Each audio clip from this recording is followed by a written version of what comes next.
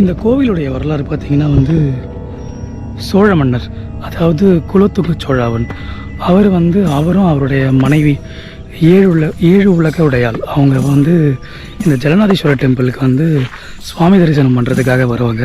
So அங்கேருந்து வரும்போது இந்த இடத்துல வந்து முக்கூடு சங்கமேஸ்வரரை வந்து தரிசிக்கலாம் சொல்லி இந்த இடத்துக்கு வராங்க. இந்த இடத்துக்கு முற்காலத்தில் வந்து இந்த இடத்துக்கு பேர் வந்து பார்த்திங்கன்னா வந்து மோக்ஷதீப் சொல்லுவாங்க. ஏன்னா இந்த இடம் வந்து 3 நதியை கொண்ட ஒரு இடமா இருக்கும். ஒன்று கூவாறு, அடுத்தது கொதத்தலையாறு, அடுத்தது பார்த்திங்கன்னா வந்து கல்லாறு.